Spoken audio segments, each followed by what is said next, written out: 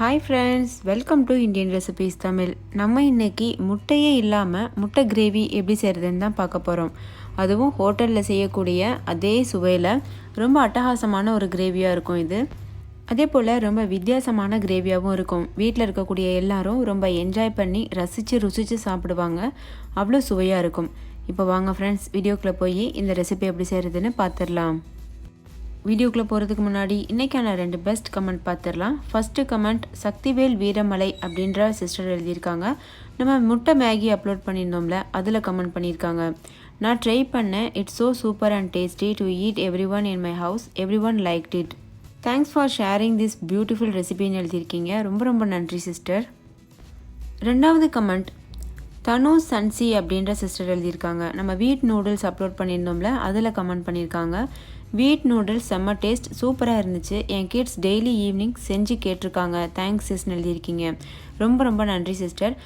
நீங்கள் 2 பேருமே உங்களோட எக்ஸ்பீரியன்ஸ் ஷேர் பண்ணது எனக்கு ரொம்ப ஹாப்பியாக இருக்குது. ஃப்ரெண்ட்ஸ், நீங்களும் இந்த 2 ரெசிபியை மிஸ் பண்ணியிருந்தீங்கன்னா இந்த வீடியோவுக்கு கீழே இருக்க டிஸ்கிரிப்ஷனில் லிங்க் தரேன், போய்ட்டு செக் பண்ணி பாருங்கள். உங்களுக்கும் ரொம்ப பிடிக்கும்.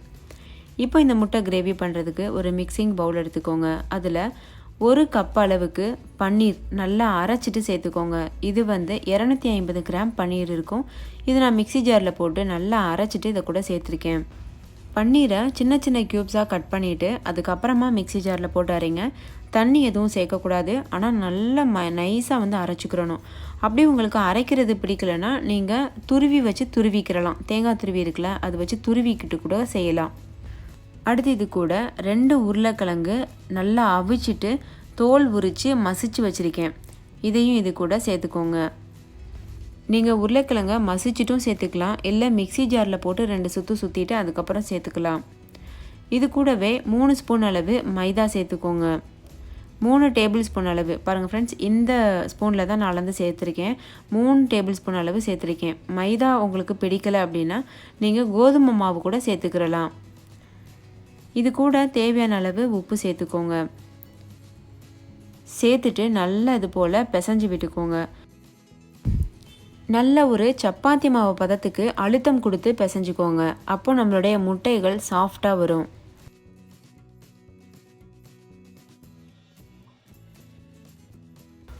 ஓகே ஃப்ரெண்ட்ஸ், நல்லா சாஃப்டாக நம்ம பிசைஞ்சாச்சு. பாருங்கள், இந்த அளவுக்கு சாஃப்டாக இருக்கணும். அப்போ தான் நம்மளுடைய முட்டைகளும் நல்லா சாஃப்டாக வரும். இப்போ இதை 2 பகுதிகளாக பிரிச்சுக்கிறலாம்.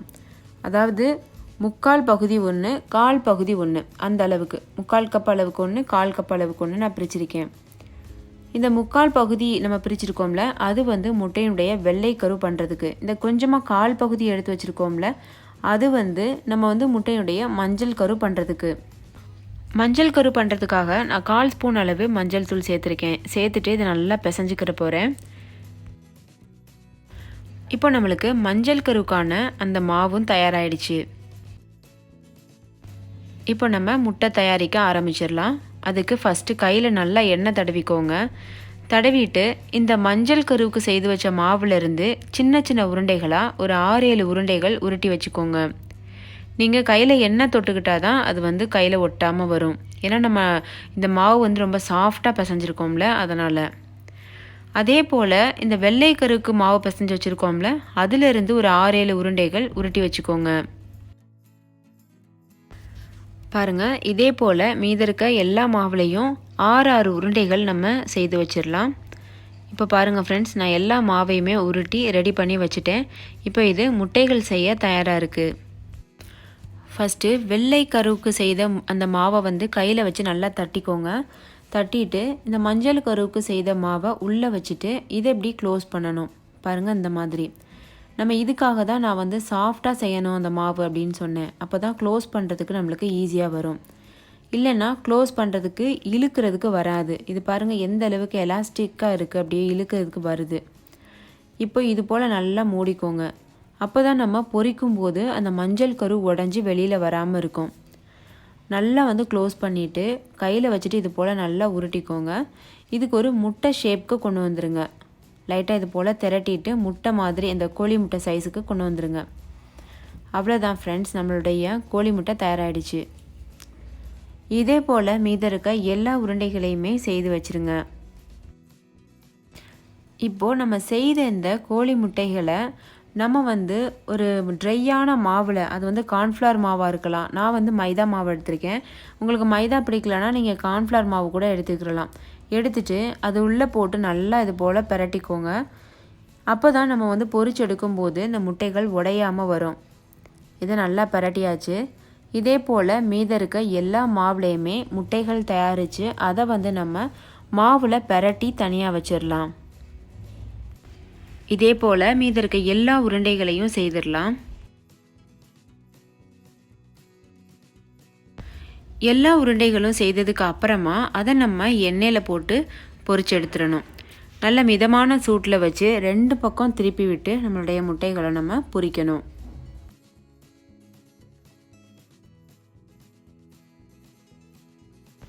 அவ்வளோதான் ஃப்ரெண்ட்ஸ், நம்மளுடைய முட்டைகள் தயாராகிடுச்சு.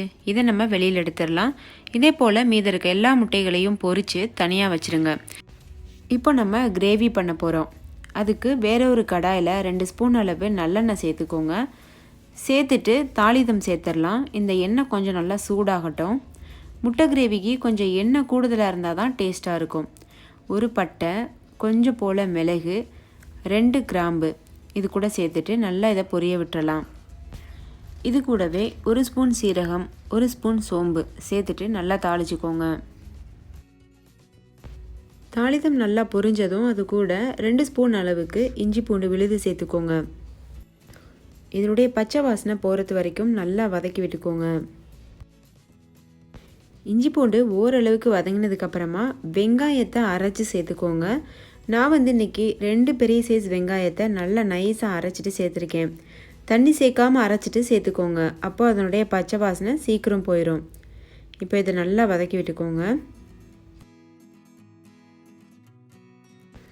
வெங்காயத்தோட பச்சை வாசனை போனதுக்கப்புறமா தக்காளியை நல்லா அரைச்சி சேர்த்துக்கோங்க. 3 பெரிய சைஸ் தக்காளியை நல்லா மையாக அரைச்சிட்டு சேர்த்துருக்கேன். சேர்த்துட்டு இதை நல்லா மிக்ஸ் பண்ணி விட்டுக்கோங்க.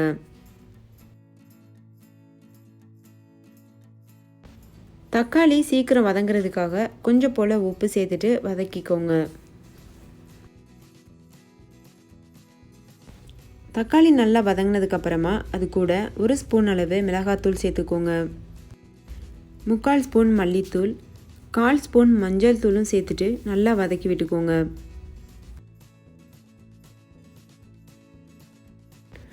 பாருங்கள், இது நல்லா வதங்கிருச்சு. இந்த சமயத்தில் 1 டம்ளர் அளவு தண்ணி சேர்த்துக்கோங்க.